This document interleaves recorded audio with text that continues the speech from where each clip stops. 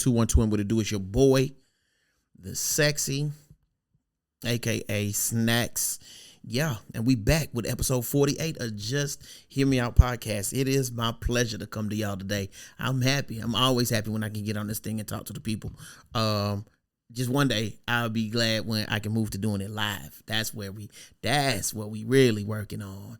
But we got a good show lined up for you today. I mean, the world has been spinning, the gears of earth have been turning and and giving us entertainment. At this point in 2026, it's all about the entertainment, baby.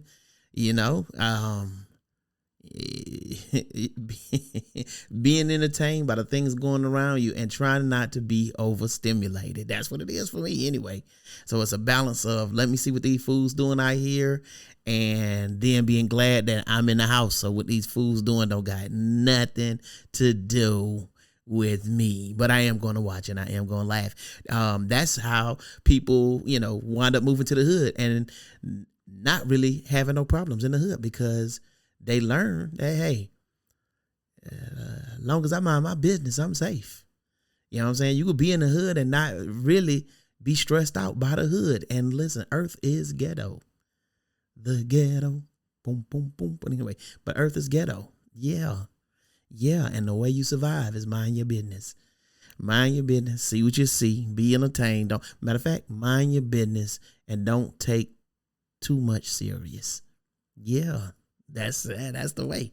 That's the way you make it in the hood. I mean, you move in the hood and you mind your own business. Especially when you come to black folk, because black folk, gonna keep to their selves. If you ain't in their immediate family or not trying to be in their immediate family, they pretty much not trying to fool with you unless you need some help. Then we'll definitely help you. Hungry. We have empathy because you in the hood with us, going through that same struggle, whatever struggle we got going on, you got going on, because you here with us, you see it every day. But you not gonna get caught up in nothing unless you stick your nose in it. Now you get in the fooling with folk and caring too much. Yeah, get ready to get involved in whatever drama they got going on next, though. If you get too involved because you done seen something and it done triggered you, now you want to get involved. Yeah, then you finna get involved. But yeah, the earth is ghetto. You want to make it? Hey, just mind your business and stay out of the way.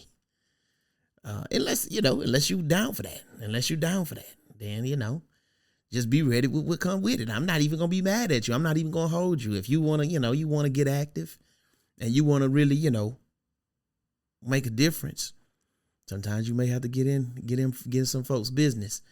Just, be ready for that backsplash. But without further ado, we're not going to harp on it any longer. We're going to get right into it. And we're going to start off with Jay-Z. Yeah, Jay is back. He popped up at the Roots picnic. I had one of my homeboys call me like last week.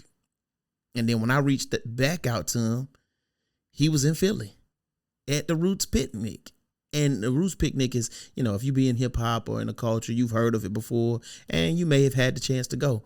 I've heard of it, but I ain't never been to it. It's kind of like the Essence Festival, something I've heard of, but never really been to. But the Roots Festival was here. The Roots picnic was here. And Jay performed, and I didn't even know it until the news started coming out on social media of this verse that he spit. Where he literally went at Drake. Drake had called him out, and I know last week or the week before I had told y'all the verses some of the verses that Drake had put in his album, and he had a couple bars for Jay. Well, Jay at the Roots picnic responded back. And it's funny to hear him say this, because just 2 months prior, he was on an interview and he had something to say about the Drake and Kendrick beef, which was the last big beef we all know about, but he spoke on it and its effects on the industry. Let's get into what he said. I think we can achieve the same thing as far as like sparring with music with collaborations more so than breaking the whole thing apart. Yeah. It could stand it before because there was no social media and there was no thing. And, you know, you had the battle and it was fun and then you moved on. Right. Right now, I don't know if it could stand it with the technology that we have. Because it takes up so much oxygen. It takes up so much oxygen. Yeah. And now it's just like every day they're just trying they're to still talking about it. It's not just talking about it. Not like, yo, this song, I like this. Yeah. No, it's like trying to tear down the people's life. Yeah, yeah. It's like trying to, you know, wreck this guy's marriage or this guy's relationship with his child. And it's like, I don't know, man. I don't know if it's worth it at this point. Yeah. I don't know. That's interesting. Again, I love the idea that we got so much music in such a short period of time. Great music. Just everything around it was just like, man, it's like taking us a couple steps back. Yeah. And we just grown so much that I don't know if, I guess I'm gonna say it, I don't know if battling needs to be part of the culture anymore. Interesting. I hate that I have this point of view. I do, because I know what it sounds like. I know what it feels like. I hate it. But and so that was Jay in an interview about 2 months ago, you know, saying that he was saying that I don't know if battling needs to be a part of the culture anymore. And this is Jay. But then to turn around 2 months later and get on the Roots stage and go on a killing spree. I mean, he went at Drake. He went at Dame, at Nicki Minaj, Ye, and some others in a freestyle verse before the show. I mean, Jay, come on. And matter of fact, and so I got something special. I got a clip from the freestyle where he literally went at Drake from the Roots picnic. And we're going to play that now. My net worth went up again. My next update, the jig is up. Nigga, I'm up 10. Wrong chart, champ. You gotta look up again. Niggas look up the Hove. I never looked up to them. The crackers got your publishing gangster. Go talk tough to them. Don't talk success to me. You niggas is workers. In perpetuity is how your contract is worded. Don't make me go first, man. And so that was Jay going at Drake. And like I said, he went at, you know, several other people at the Roots picnic in his bars. And we may get to that. I may do a whole separate drop where I just go through Jay's performance. And that'll be something dope to do. But come on, Jay. You said right there, you said last month. I mean, you just said 2 months ago, you don't know if beef, if battling needs to be a part of the culture anymore. And there you go. You know what I'm saying? Starting or continuing or adding to the beef. But hear me out. And I said this not on the last episode, but on the episode before. I told you, I said I disagree with Jay about beef not being good for hip hop. I think beef is good. I think you need that. I think hip hop is a aggressive,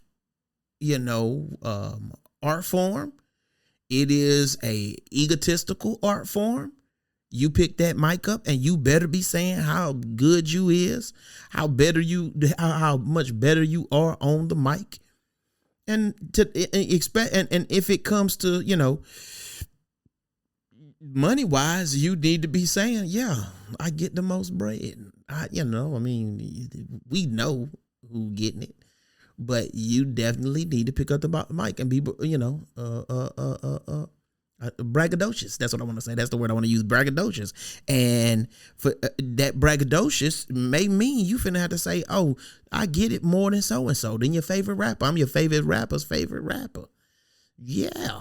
You got to talk. That's the kind of talk you got to come with. And that's going to start beef, right? Because now you got to talk about how lame that other is, how he don't do what he say, how he ain't real. Yeah, and there goes the beginning. Now we say, I think Jay goes on in that interview. He says it then. He says that these beefs are affecting people's lives outside of just the artist, meaning now you making a man seem like he's a bad father or a bad husband or a bad businessman, or he may be, or you might want to bring into question his sexual orientation. And then what Jay's ultimately saying is then they are losing money because of this. But that's the game, ain't it? That's the game, ain't it? You know what I'm saying? And I say because we know what rap is.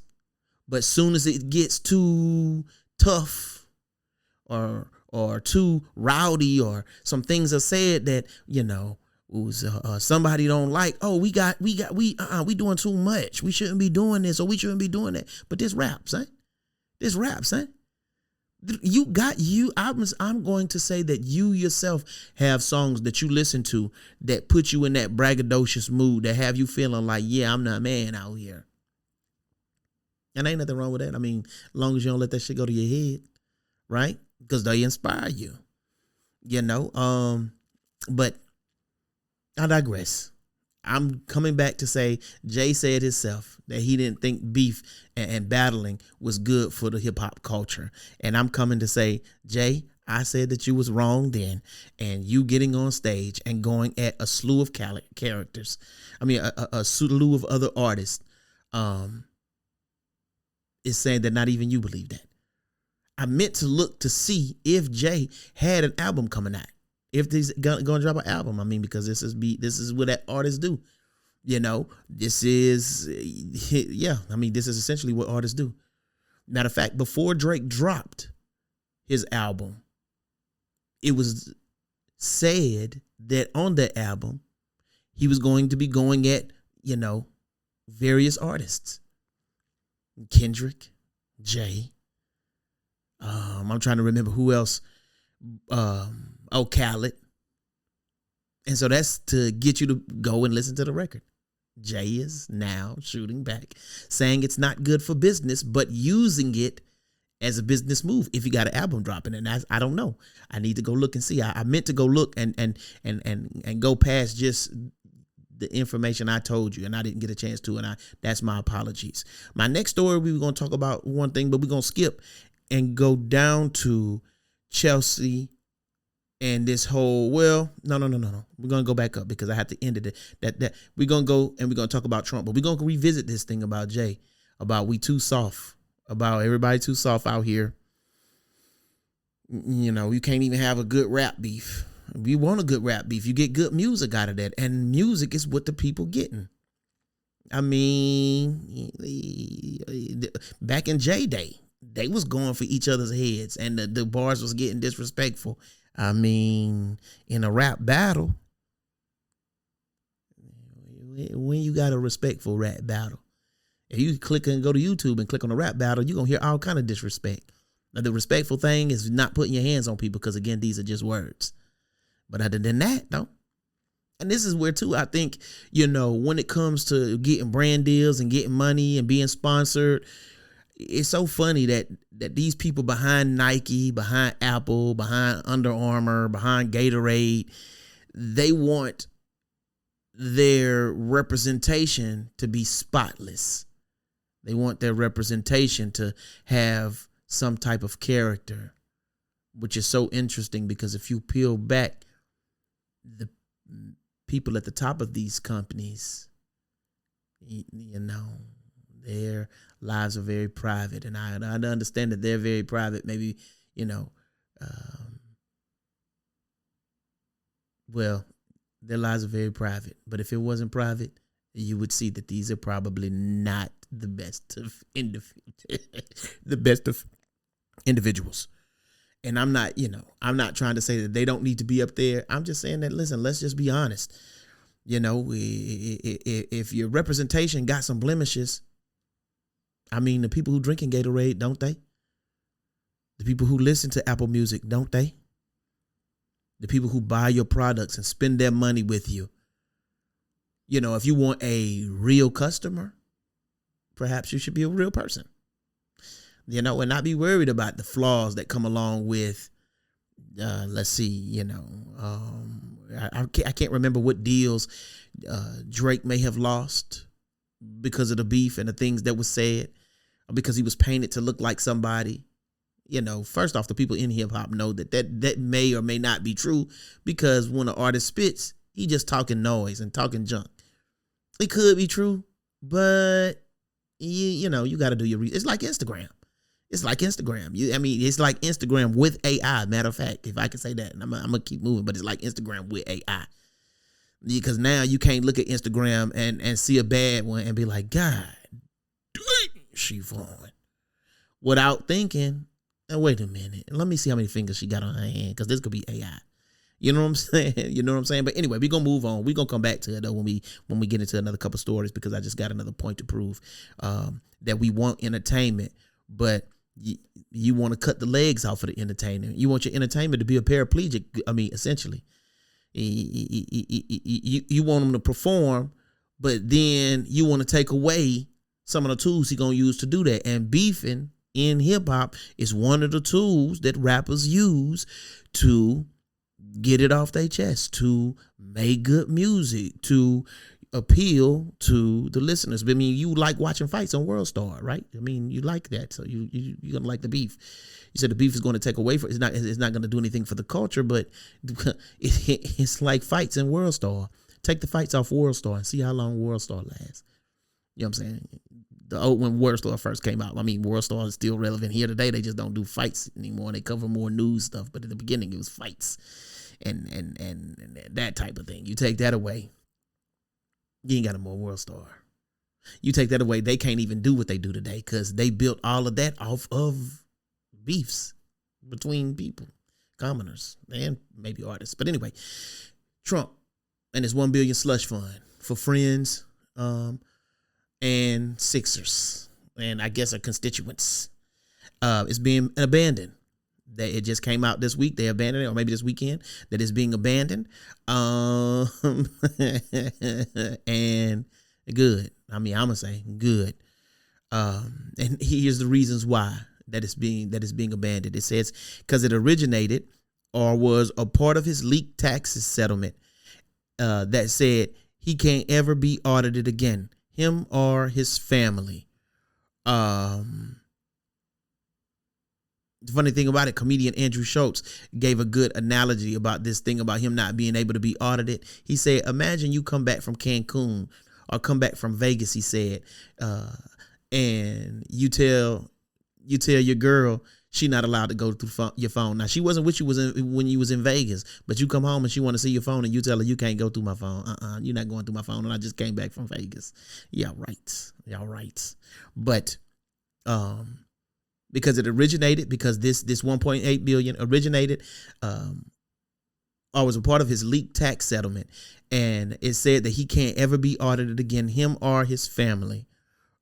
But critics and lawmakers argued that he couldn't bypass Congress to spend the $2 billion in taxpayers' funds. So that was holding up the processes, because they saying, you can't, because where he was going to get this money from was going to be from taxpayers to pay these people who have been, I think they was calling it the anti-weapon deal or package, and it was supposed to give money to anybody who's been harassed by government.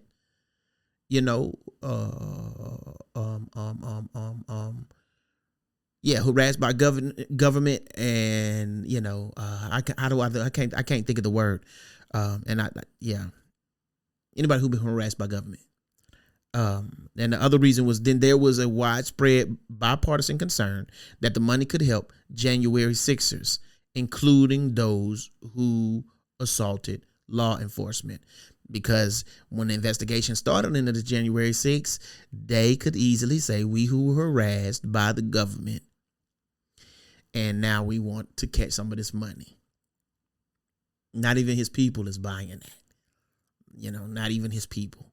I've heard stories say that this money is to strengthen the backs of his supporters, like January 6ers and such, for the midterm elections. And I said that on another episode. I've also heard him say that it could be because he gonna pocket the money between him and his friends. and that none of the people were going to get it. Then another reason, or the last reason, was a federal judge has blocked the Department of Justice from operating the fund and transferring money into it while it was going through a constitutional and procedural lawsuit. So basically, they said, we not finna let y'all operate it right now because it's under investigation, basically, and y'all facing lawsuits for this thing. So we not finna let y'all put money into it, which again, that money was going to come from taxpayers. And so because it was holding up the processes, I guess Trump and his administration was like, you know what? Forget about it, man. Just forget it, man. You're not gonna let me get the money, man. Just forget it, man. Just forget it. I mean, basically. And so for me, I'm gonna say it's going to be interesting to see if this tax fraud that he's trying to commit, because telling folks they can't look in you and your people's taxes ever again, that's fraud, buddy. That's a type of fraud. That's definitely a type of fraud. You seeking to get away with fraudulent activities, my boy. You going to Vegas and now you talking about your girl can't look in your phone. Here you got going on in Vegas. You definitely got something going on in Vegas, and for the fact that you don't want us to look in, that's, you know what I'm saying? You're trying to get over. You're trying to get over, my boy. So it's going to be interesting to see if this tax fraud that he trying to run so that they don't ever look at his taxes again is going to make the cut. Since the deal to give the MAGAnites money done been shot to hell. Yeah. The MAGAnites can't get no money. And that was it was all part of the deal, right? And if they saying you can't take taxpayers' money, what's the next step? Other than to say you can't seek exemptions that the taxpayers themselves can't seek. Because we can't seek, I guess, immunity from the IRS, where you can't never look at our taxes again. Our taxes got to get looked at. And who are you but a public servant? The highest form and the highest of public service, sir.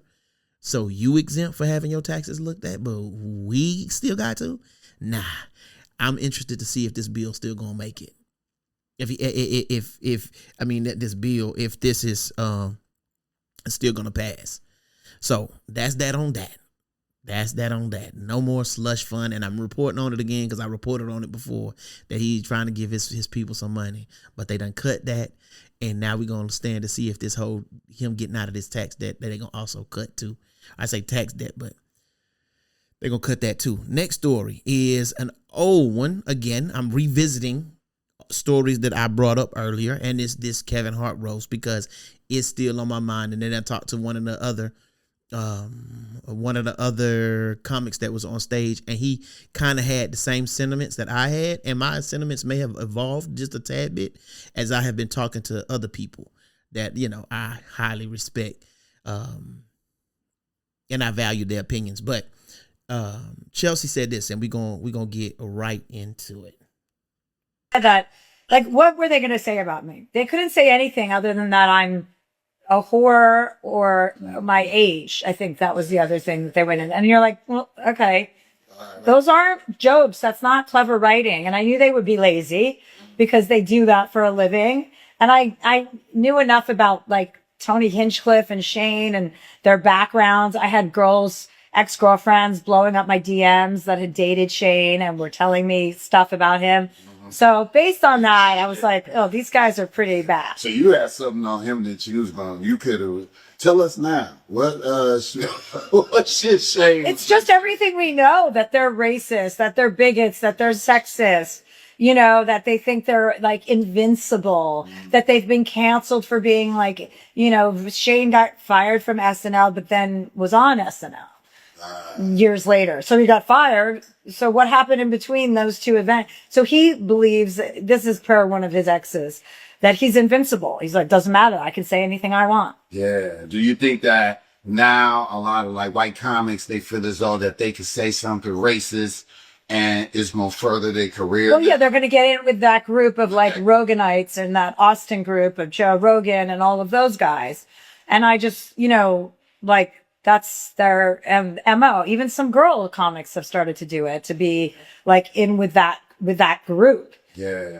Yeah. So it's like they say this racist. Yeah, because I'm starting to feel that. I'm starting to feel like it's this thing that a lot of white comics are doing, and there's this group of them that's like they saying things and people they get famous and then people get on their ass, but then there's another group going, hey, well, you're cool with us for saying what you say. Yeah. Now they become super rich and famous and they sell out all over. And it's like, I don't think anybody should be paying attention to that because, you know, it's not happening like that on the other end. But it's... So,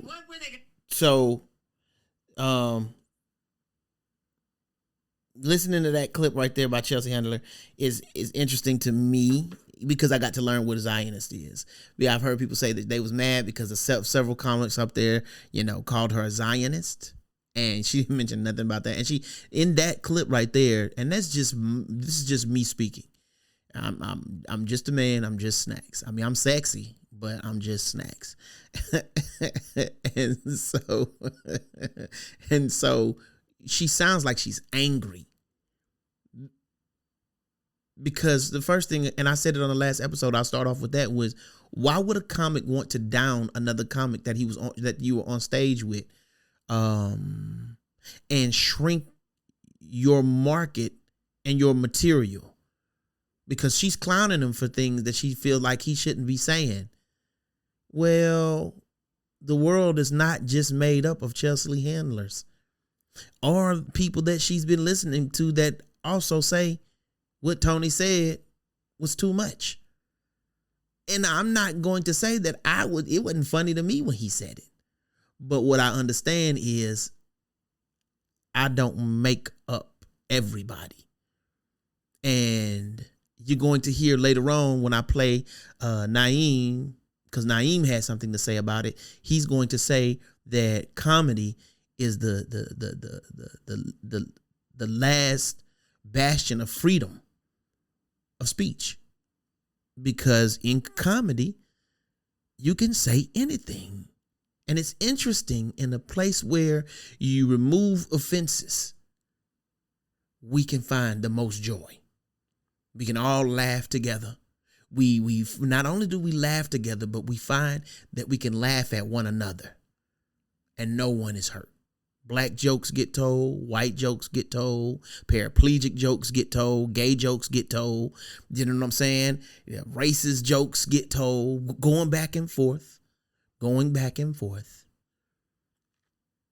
Yeah, jokes about Cheryl Underwood. And that was somebody else I meant to put on the show too, because she had some things to say about it, and I forgot to get those on the show. About her dead husband. Insensitive things can be told, and we can all laugh and go about our day. But Chelsea seems to be angry. People say it's because she's a Zion. They said because she got called a Zionist, which made me wonder what a Zionist was. So I had to go and look it up. And for those of you who don't know, a Zionist are people who believe that the Jews' home is right there in Israel and also some of Palestine. So basically, and not only that, when Israel decided this, which was I think, yes, because I remember hearing say that Israel was nationalized and became a country in 63, but it's basically in the 1900s. But when they decided that this is a place where we were going to call our home, it was already occupied. And so they already had to get rid of, because the Arabs there said we was here before y'all showed up, saying that this was y'all's God-given land, and decided to make this y'all's home. We was already here. So how you gonna do that? But yet it was done. And then once they was given a piece of land, then they wanted to expand their territory into more of Palestine. This is what it's all about. All of the bickering and the fighting. I mean, hell, I'm sure traces of that is why it can be traced back to why we paying these exorbitant ass oil prices. If you ask me. But a Zionist believes that Israel's current home, or the Jews' current home in Israel, is rightfully theirs, and whatever else basically religion or the Bible may say is theirs. They need to have all of that. That's theirs. And so, they called her. They said that's why she was mad. But who knows? Who knows? I just want people to believe that Jews' home is right there in Israel, and some, despite who was and is already there. I'm just making sure I got that definition of what the Zionist is out in a clear way. But yeah, it's so funny to hear a comic go with another comic over words. You should be making a space for other comics, because how close are you to offending folks in the name of funny before them same folk gonna come for you when you said something that offends them now, or they get riled up. And so now we're gonna listen to what Naeem said, because TMZ was able to catch up with Naeem. And I'm sorry, I didn't tell you earlier, but Chelsea Handler and those comments were made on Dion Cole's show. Oh, on Dion Cole's show, and Dion Cole is also a comedian, and he said, and I forgot to point this out, Dion said at the end of it, you heard him say, we shouldn't be giving attention to the bad jokes if it's not our cup of tea. I mean, hey, the comedian that you went to see said a couple things you didn't like or that rubbed you the wrong way. Okay, let's look at the other body of work. Did he make you laugh still in the midst of all that? He had some jokes that was funny. Okay, he operating in his funny, and maybe his funny might not be your funny. And that's all that it is. He up there to tell jokes.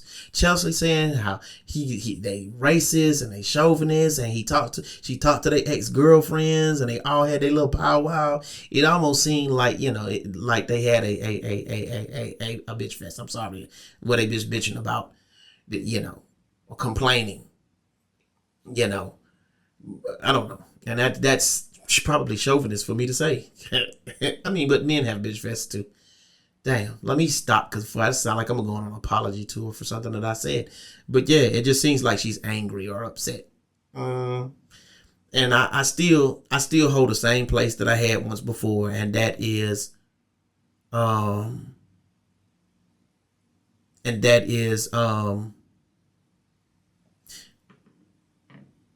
that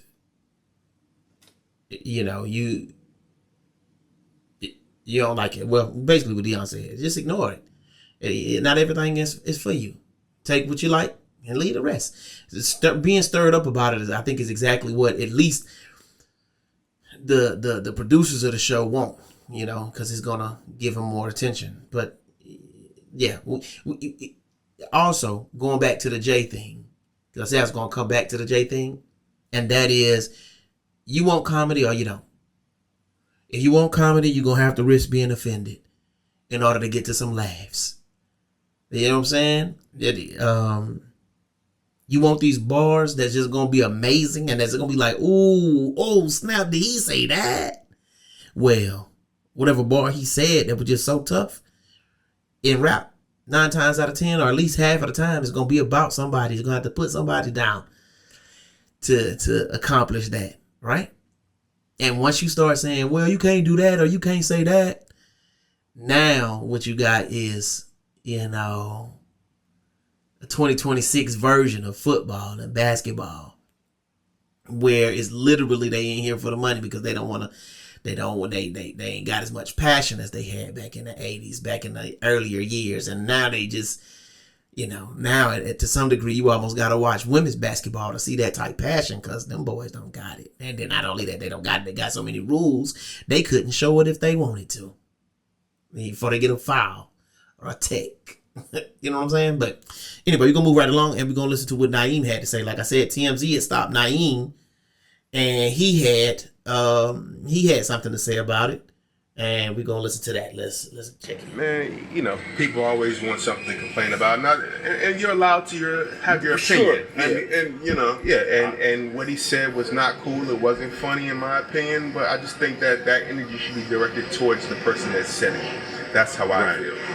And the freedom, you stand on the freedom of speech. Like, you could say whatever you want, but you have to personally deal with it. Exactly. That's, as a comedian, we were supposed to be the last form of free expression, right? And cancel culture has stopped that.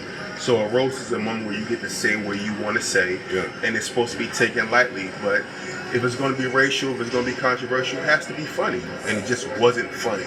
So I just feel like, and that's my opinion. I'm sure there were some people that thought it was funny, but I think that the negativity should be taken out on the person that said it, because he's the one that decided to make that controversial joke. Not Kevin, who was supposed to be celebrated and honored. Man, you know, people always want something to complain about. And that's, I say that, people always want something to complain about. And they do. And they do. Now, what I kind of, got when I had a conversation with a friend is that they should be given room to have those feelings. But when you come in and you want to cancel somebody for what they said, I think that's a bit far. And then not only that, it got so bad that even Kevin Hart began to take heat because black folks felt like Kevin should have done something about what Tony had said. But Kevin's supposed to be there being celebrated. And it's turning that black folks have gotten mad at his celebration. He got to go on an apology tour just because he was being celebrated at a roast. It's funny though that you choose a roast to celebrate it because it's an irony in it, right? But again, we got to remember, and I said this on an episode before, is that it's a roast. It's a roast. Things is finna be said. And Naeem did a good job of saying, I didn't like the joke. I didn't think the joke was funny, but that's my opinion. It might be other people who out there who thought the joke was funny. And all your vitriol needs to be aimed at Tony. And let Tony be held accountable for his joke. I'm sure he can. But Kevin catching heat because of Tony's joke, I don't think it's fair. I don't think it's fair at all. Kevin was there to be celebrated. Could Kevin have stopped it? What I said about Chelsea. Once you begin to judge a comic for his own, for the things he say, and say, hey, you can't say that. Now, what happened when I want to get up here and tell a joke that might have white people looking less than? You know what I'm saying? I think what Tony Kirk, I can't remember the guy, the politician Kirk, got killed. And then he was made in a joke. He was in a joke, I think by Pete Davidson, maybe. And people may say this is too far. But there's whole Facebook pages with dark humor where this is what we do. This is what we do. Some people enjoy that type of humor. I'm not fixing to stop a comic who wants to entertain those who love dark comedy. That's just what they find funny. It ain't my cup of tea. I'm not going to be mad at folks who tell these racist ass jokes. They just not my cup of tea. I mean, and that go back and forth for me. I mean, to be honest, I grew up amongst white folks. So, to me, I see the racism that would come from white folks, but I also see the racism that come from black folks. And to me, it's and I'm going to say, as long as your hands are staying to yourself, you ain't touching nobody, the speech is free. And that's for me. And that's just for me. You should be able to say what you want to say. But if you get checked for the shit you say, because I've posted memes to my social media where, white people have said the N-word or white folks have provoked a Latina, and then they have proceeded to get the brakes beat off of them. And people being under the comments saying, they're just words. And I agree. They're just words. But kindness can get us a lot further. And before we say, or maybe even tell a joke that we think may offend, maybe a little thought will be given or should be given. So if somebody touch you for what you said, I'm going to simply say, and you got to go back to what I said at the beginning of the podcast. The world is ghetto. You want to manage it? Mind your business and just stick to being entertained. And so when them folks slip and the minority run up on them because they done opened their mouth and spoke a little too freely, Hey, I would have done that. I would have just let you talk because what you say don't do me nothing, and I don't care. But them folk, they didn't like it and proceeded to peel your cap. Perhaps you'll learn to be a little nicer. And I'm gonna say that from my window. I'm gonna say that from my blind. Damn. Well, it was